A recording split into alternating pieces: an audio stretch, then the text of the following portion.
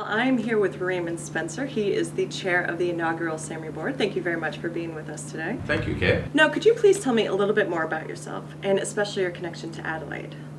Well, I was born in Clarendon in the Adelaide Hills. I went to school here in Adelaide, and after attending law school at the University of Adelaide, I had the opportunity to live for 7 years in India and then work for 20 years altogether in a non-profit organization involved in community development.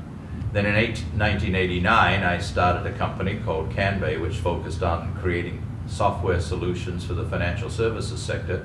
I sold that company a few years ago and have now, 18 months back, returned to Adelaide, and I'm very honored to have been asked to chair the board of the South Australian Health and Medical Research Institute. So, as chair of the board, what are your first priorities moving forward? Well, the first thing was to create an independent board, and I'm really honored by the response that we've received from some of the leading people associated with health and medical research in the state. Secondly, we've launched a worldwide search for an executive director, and the results so far have been extremely encouraging. This is going to be a truly critical position, not only for the Sahmri, but for the research community across Australia. And I must say we've been delighted with the early response of candidates for that.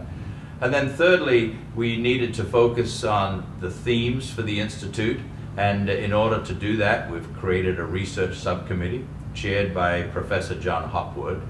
It has 10 members, truly leading lights in health and medical research from across the country, and they are working to discern the focus areas for the Sahmri's research going forward. I know there's been a lot of momentum moving forward, so what are some of the key developments in your view at the Sahmri?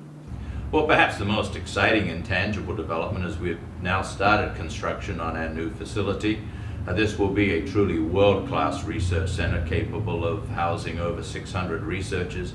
I think it's a rather iconic building on Adelaide's North Terrace and will give a great deal of visibility to the Sahmri's work.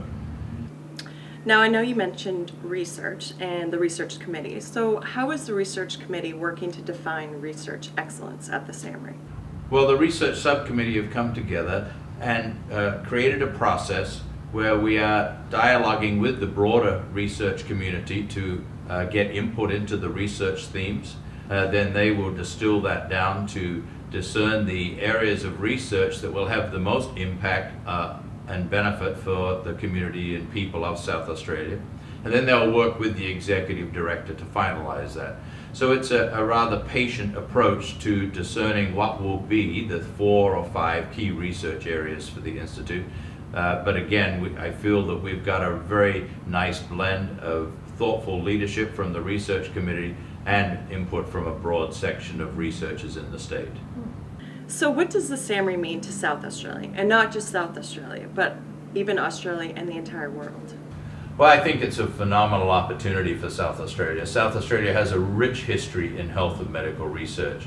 I think we have the opportunity here to bring together the tremendous research competency that exists in this state, not only in the 3 universities, but in other government and non-government organizations, and to bring it together into a very powerful world-class research center that has truly the finest facilities in the world. I think we have an opportunity to really create a hallmark organization in South Australia that will be leading in the research, but also leading in our applying that research to the daily lives of people in the state.